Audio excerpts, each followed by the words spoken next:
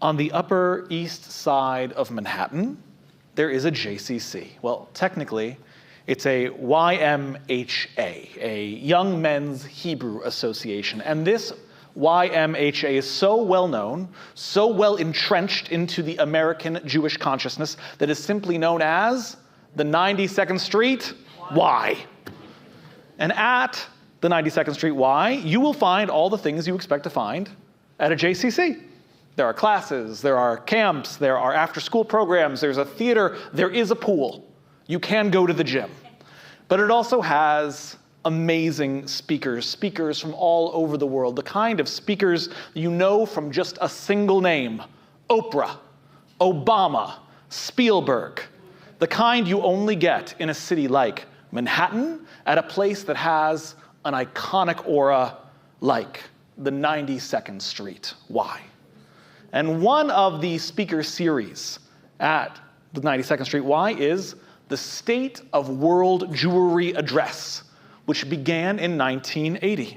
An address which has featured such globally respected luminaries as Elie Wiesel and Abba Eban. And this week, the New York Times columnist Bret Stephens. Mr. Stephens, who may be familiar to some of you but not all, is a center-right voice in what Americans consider arguably to be their flagship liberal newspaper. And Stephens launched himself into the Jewish headlines this week, where in his speech he provocatively announced that the Jewish community should stop fighting anti-Semitism, going so far as to recommend dismantling the ADL, the Anti-Defamation League. And his 4 major points are as follows, and there will be more on all of these to come. The first, that the fight against anti-Semitism is wasted effort, and that we should be spending our money elsewhere. The second, that while anti-Semitism is an illness of the mind, that the Jews should learn to accept the compliment hidden within it. The third, that the philanthropy of our community and that all of the tikkun olam in the world is not going to solve the problem of Jew hatred. And his 4th point is that what we do not need is the sympathy of the world or the acceptance of other minorities at the table of the oppressed. Rather, what we need is to build our own table. So tonight, I'm going to do my best to take his 35-minute address and break it down for you into small, digestible arguments, but ultimately, I do encourage you all to listen to it yourself, to judge it by its own merits rather than simply listening to my interpretation of what he had to say. The first point is the most provocative one, that the fight against anti-Semitism is wasted effort.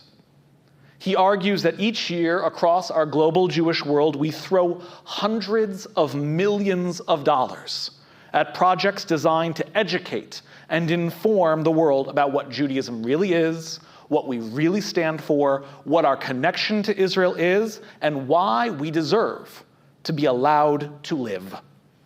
And he says we might as well be lighting that money on fire.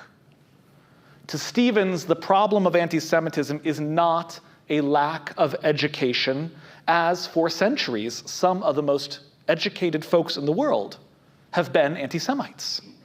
Quote, "The mistake I think that we make is this: we think that anti-Semitism stems fundamentally from missing or inaccurate information. We think that if people only had a greater knowledge of the history of Jewish persecution or a fuller grasp of the facts of the Israeli-Arab conflict, etc., that the hatred of us might dissipate or never start in the first place." And he disagrees. For him, anti-Semitism is a psychological reflex, a neuroses, a disease, and you cannot educate yourself or anyone else out of a disease.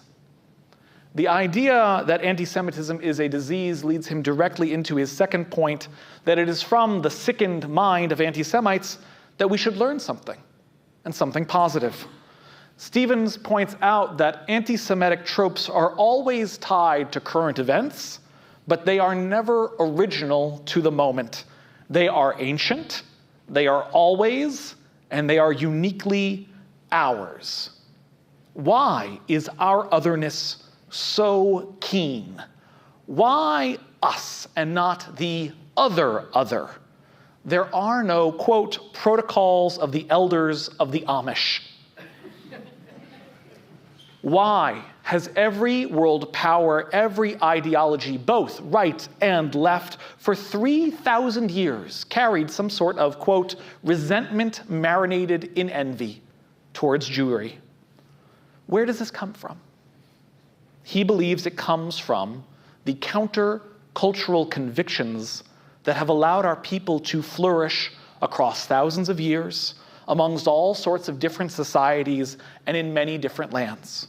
And these countercultural convictions include our belief in one and only one God, a God who demands moral accountability and moral consistency for everybody.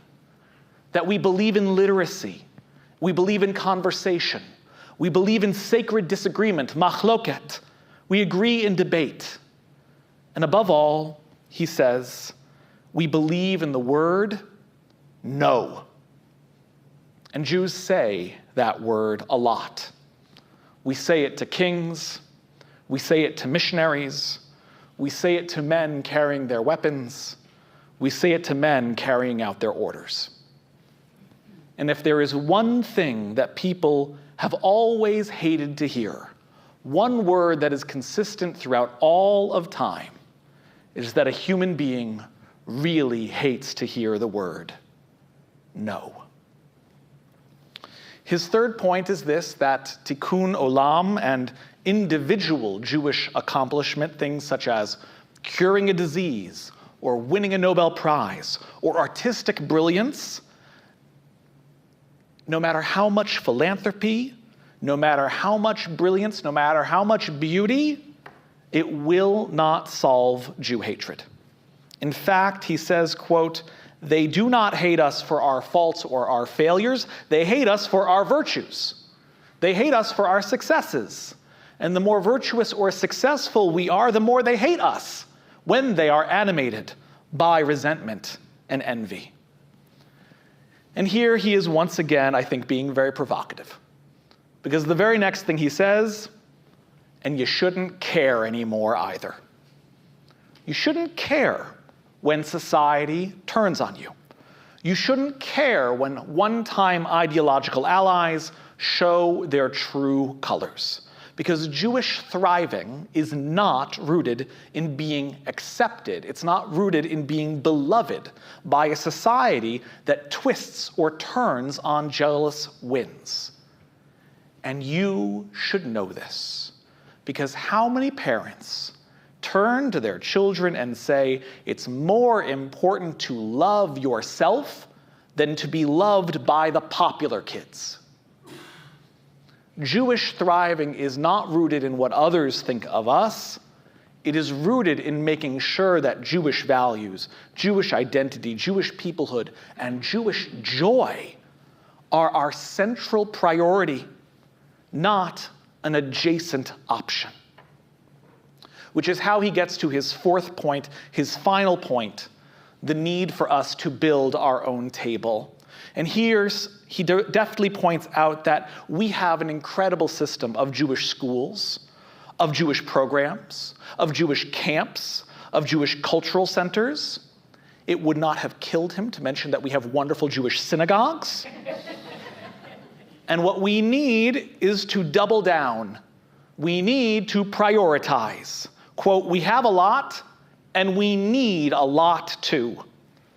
Jewish thriving in the previous generations came because we weren't allowed to sit at the table.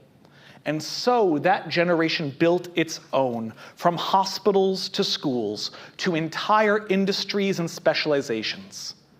And he concludes that Jewish golden ages come to an end when the Jewish community stops maintaining its own table and, quote, fails to notice that their zenith is only a step away from the precipice. I hope you'll indulge me for a few moments more with a response. There are many things and many places where I agree. with Mr. Stevens. I could not agree with him more that Jewish joy and spiritual and emotional connection to our people, a full, healthy Jewish identity, and quality Jewish education that is affordable and available to everyone who wants it, that those are the kings, and those are the keys, to a promising future. And I too believe that we need to prioritize Jewish institutions, our own internal infrastructure, not only because it's a safeguard against outside hatred, but because I know that the values and the stories of the Jewish people thrive when we come into a full understanding of what a treasure we have inherited, what a treasure it is to be a member of the Jewish people. I was recently sent a picture of an exhibit in a Jewish museum, a wall of Post-it notes that sit beneath a prompt saying, "What does Tikkun Olam mean to you?" And there's space to leave your own reply. And some of the responses were very nice ideas for being a good person. And others were just lists of things that make the visitor happy. And a few were political slogans. But ultimately, the entire display made me very sad. Jewish altruism, whether you call it tzedakah, or ma'asim tovim, or tikkun olam, is not supposed to be rooted in our political views. It's not even supposed to be rooted in our duties as good citizens. Litaken olam b'malchut shaddai is fundamentally covenantal. It is a spiritual value, part of the relationship between a Jew and God. And it is on this point, I think, that I agree the most with Stevens. When we, our community, or as individuals, do tikkun olam, expecting the world to appreciate our efforts, and then get hurt because the people that we helped didn't love us back enough, we have entirely missed the point as to why Jews care about the world. As a rabbi, I don't use money to fight anti-Semitism or to educate about Israel. I invest my time and my spirit and my heart. And as a result, the question I am asking myself after listening to Mr. Stevens is perhaps slightly different than one a Jewish philanthropist might ask themselves. And my question is this: how much time and mental energy would I, as a rabbi and a father, get back if instead of fighting anti-Semitism, I devoted myself solely to my congregation and imbuing my daughter with Yiddishkeit? What extra classes could I teach? What relationships could I deepen? What joyful Jewish memories could I create if I just accept that one of the great challenges our civilization faces can actually just be ignored, and my energy can simply be redirected? It is a seductive idea. But we learned something in the pandemic.